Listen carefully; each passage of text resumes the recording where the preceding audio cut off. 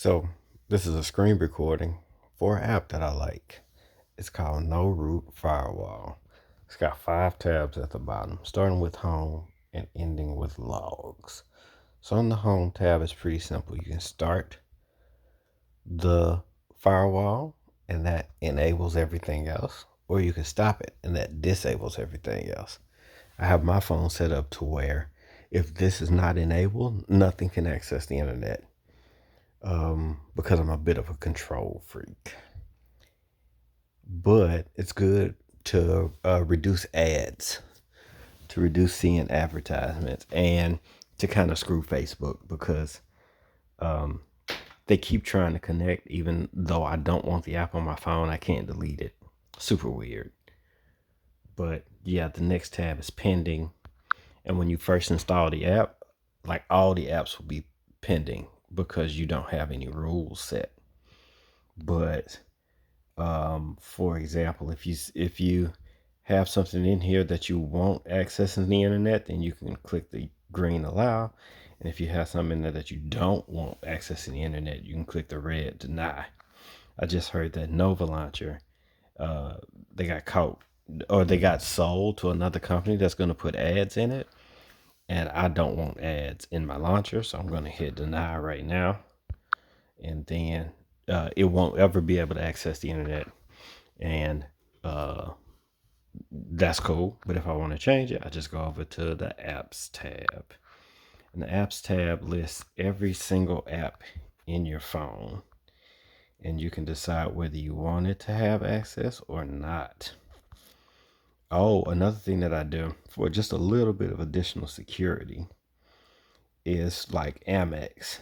That's, the Amex app. I don't have any of my money connected apps.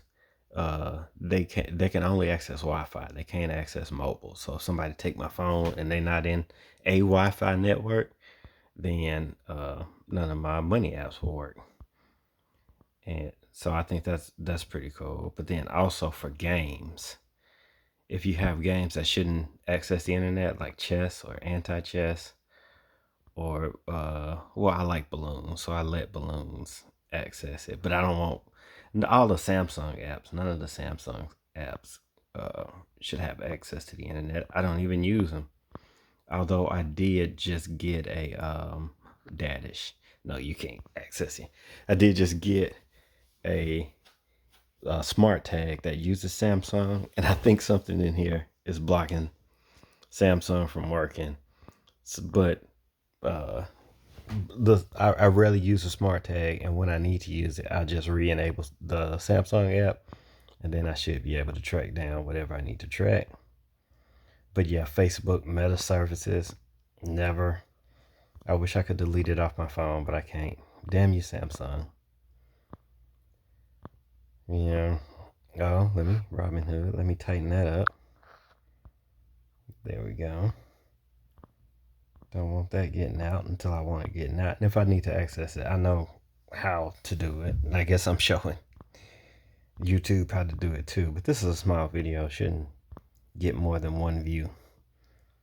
But yeah, some apps need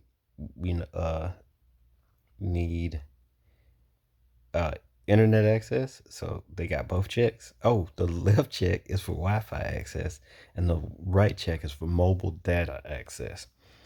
And yeah, so if I'm going to be using the app while I'm out and about, Translate, Uber, Maps, I use voice for most of my phone calls, those types of apps, they'll get both check marks. Yeah. And Google Sheets, I don't really use that too much. But when I do, I'm in Wi-Fi. Oh yeah, it's also a good data saving app.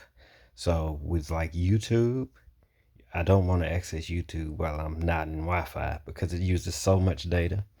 And Facebook is kind of the same way. If I ever used Facebook, I would eliminate my access to Facebook while I'm on mobile data. And that helps because my phone plan is like $9 a month, and I'm not trying to see it go up to like 10 or 11.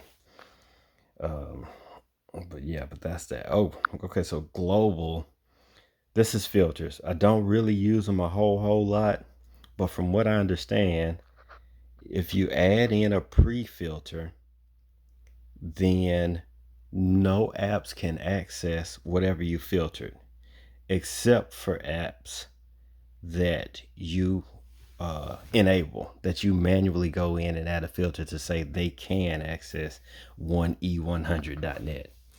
But if you add a post filter, and I guess mine is set up redundantly, then no apps can access the websites ending in that string.